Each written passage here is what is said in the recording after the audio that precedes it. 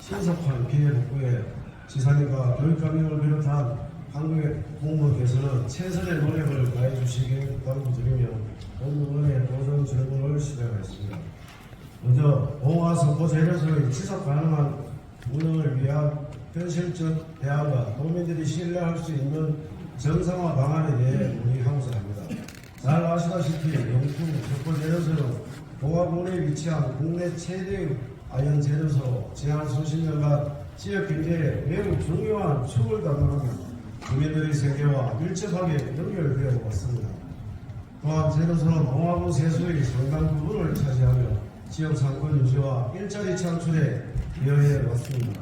최근 석포 재련소는 수질, 토양오염 등 심각한 환경오염 문제로 주민들의 건강이 위협받고 잇따른 산업재해로 지역사회의 불안이 증폭되는 등 도민들의 안전을 위협하는 심각한 문제 사업장으로 인식되고 있어 더 이상 석포 재련소의 경제적 위험을 강조할 수 없게 되었습니다. 이러한 상황은 석포 재련소가 그동안 환경과 안전이라는 기본적인 가치를 외면하고 경제적 이익만을 추구해 왔음을 보여주는 명백한 증거입니다. 이제 석포 재련소는 단순히 지역 경제에 기여하는 기업이 아니라 환경과 안전을 최우선으로 고려하는 지속 가능한 기업으로 거듭내야 할 것이며 도민들의 안전과 삶의 가치를 최우선적으로 생각하는 기업이 되어야 할 것입니다. 다만 우리가 석포 재련소 문제 해결 방식을 단순 폐쇄로만 접근해서는 결코 안 됩니다. 석포 재련소 폐쇄는 봉화군을 비롯한 경북 북부 지역 경제에 심각한 악영향을 초래할 수 있다는 점을 방어해서는 안 됩니다. 당장 수많은 주민들이 일자리를 잃게 되면 지역 상권은 붕괴될 것이며 이는 곧 지역 경제 전체의 침체로 이어질 것이기 때문입니다. 석포 재련소는 환경부와 경북도의 행정처분에 따라 지난 2월 26일부터 4월 24일까지 58일간 조업정지 중으로 현재 최대 위기를 맞고 있으며 이와 연계되어 봉화군의 지역 경제 또한 심각한 타격을 받고 있는 상황입니다. 석포 재련소는 더 이상 환경오염 문제와 산업재해로 지역사회의 불안과 고통을 안겨서는 안 됩니다. 과거의 잘못을 철저히 반성하고 환골탈태한다는 심정으로 도민들로부터 신뢰를 반드시 회복해야 합니다. 이에 본의원은 재련소 측에 다음 사항을 즉각적으로 이행할 것을 강력히 촉구합니다. 우선 국제적인 수준의 환경관리 시스템을 구축하고 모든 생산 과정에서 환경오염 물질 배출을 원천적으로 차단할 수 있는 기술을 도입해야 합니다. 다음으로 노동자의 안전을 최우선으로 하는 작업 환경을 조성하고 안전설비 투자 확대, 노동자 참여형 안전관리 시스템 구축, 그리고 경영진의 안전의식 강화 등 획기적인 안전관리 시스템 개선책을 마련해야 합니다. 마지막으로 지역사회와의 적극적인 소통을 통해 투명하게 기업 정보 등을 공개하고 지역사회 발전에 실질적으로 기여하며 기업 신뢰를 회복하기 위해 사회공헌 활동 등을 적극적으로 확대해야 할 것입니다. 석포 재련소는 이러한 요구사항을 이행하기 위한 구체적인 계획을 수립하고 실행 과정과 결과를 투명하게 공개해야 할 것입니다. 만약 석포 재련소가 이러한 노력을 게으르하고 과거의 잘못된 관행을 되풀이한다면 더 이상 존립할 수 없음을 분명히 밝혀줍니다. 다만 석포 재련소는 철강, 자동차, 배터리 등의 광범위하게 사용되는 아연 국내 생산량의 약 50%를 차지하며 국가적으로 중요한 사업적 가치를 가진 기업입니다. 따라서 경북도는 석포 재련소가 봉화군과 나아가 경북 북부 지역 및 국가 경제에 미치는 영향을 고려하여 폐쇄만이 해결책이 아닌 지역과의 상생 방안을 마련해야 할 것입니다. 질문하겠습니다. 경북도는 지난해 10월 국정감사에서 석포 재련소 이전 TF 구성 등 대책을 마련하겠다고 공표한 상황에서 이에 대한 추진 상황을 소상히 밝혀주시고 석포 재련소는 직영 및 협력업체 등 직접 고용된 1000여 명의 임직원과 약 5천여 명의 가족들이 생계를 책임지고 있으며 또한 지역사회에 미치는 영향이 크므로 피해를 최소화하고 도민의 안전과 건강을 위협하는 환경오염 및 산업재해 문제를 근본적으로 해결하여 지속 가능한 친환경 기업으로 거듭날 수 있는 경북도 차원의 실질적인 대책과 지원 방안은 무엇인지 구체적인 답변 바랍니다. 다음은 시외버스 노선 운행 축소에 따른 교통 취약 지역 주민의 이동권 침해 대책 마련과 관련하여 질문하겠습니다.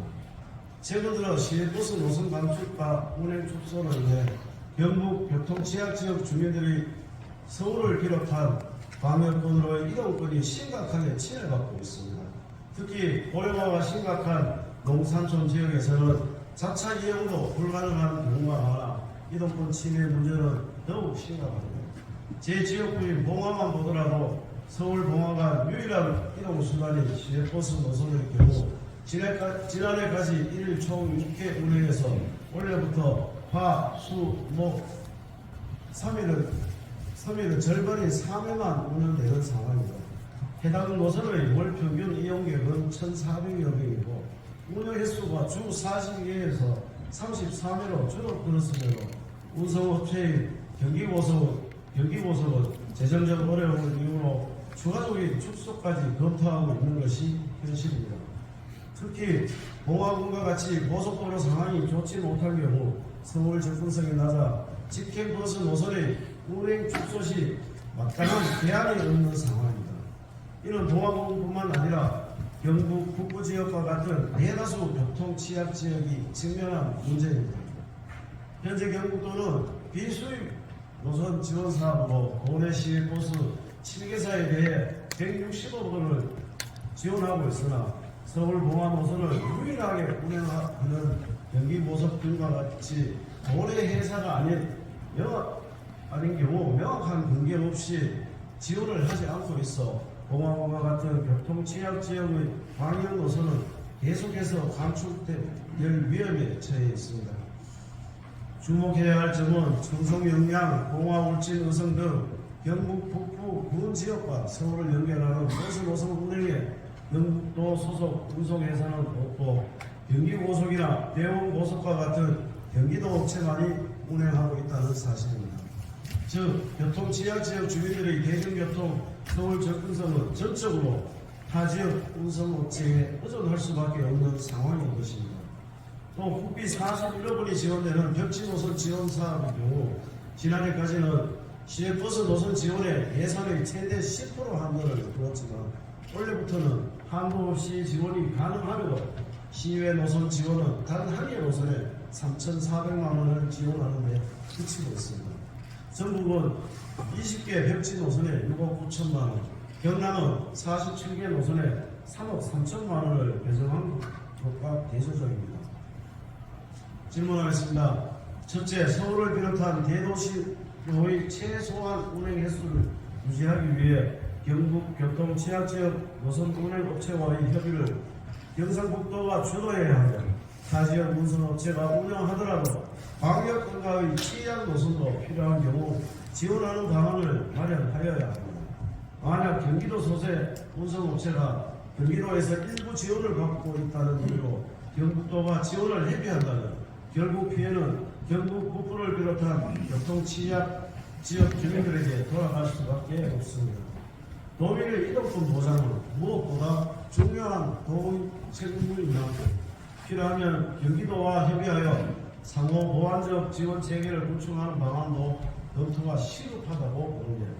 이에 대한 지사님의 입장을 밝혀주시기 바랍니다. 둘째, 도내 벽지 노선 지원 사업의 경우 시외버스 벽지 노선을 현재 항해에서 교통 취약 지역을 우선적으로 포함하여 확대 지정해야 한다고 생각합니다.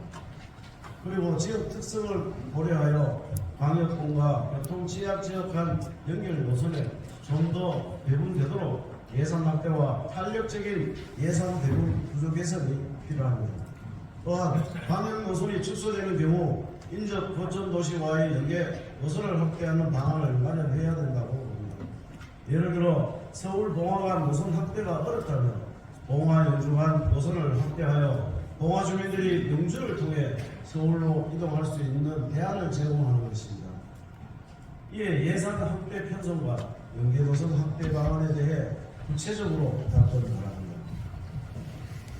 이어서 교육감님께 도시와 농촌 지역의 교육 격차 해소 문제에 대해 질문하겠습니다. 올해 농촌 지역의 학교는 심각한 위기에 처해 있습니다.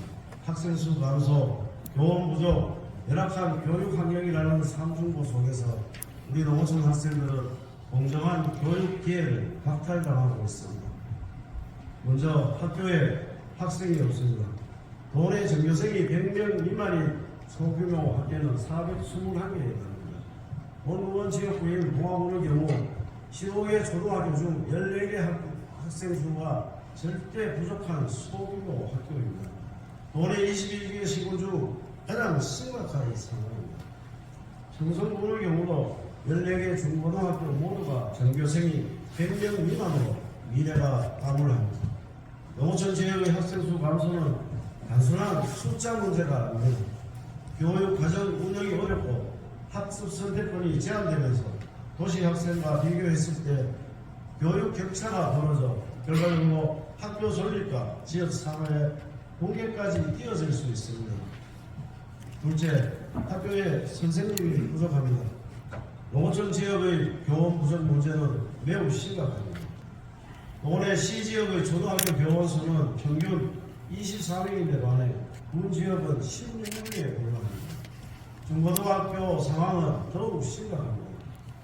시지역 중학교 교원 수는 평균 27명으로 군 지역 평균 15명에 비해 2배 가까이 됩니다. 고등학교 평균 교원은 시지역이 40명이지만 군 지역은 26명에 불과합니다. 물론 학생 수를 고려하지 않는 단순 비교일 수 있지만 수많은 학생이 농촌 지역에 산다는 이유로 여러 선생님의 지혜와 다양한 경험 등 교육적 혜택으로부터 소외되고 있는 것은 분명합니다. 셋째, 농촌 지역의 교육 환경은 심각하게 열악합니다. 노후한 학교 건물, 부족한 교육 기자재 등 열악한 교육 인프라는 학생들의 학습 환경을 위협하고 있으며 이는 결국 학업 성취도 저하로 이어지고 있습니다. 또한 농촌 지역 학교에는 전문적인 진로 상담 교사와 심리 상담사가 부족하여 학생들이 적절한 도움을 받을 조차 받지 못하고 있습니다. 진로 및 지학 정보 부족으로 인해 학생들이 어려움을 겪고 있으며 학업 스트레스와 가정 환경 문제 등으로 정서적 어려움을 겪는 학생들이 방치되고 있는 실정입니다.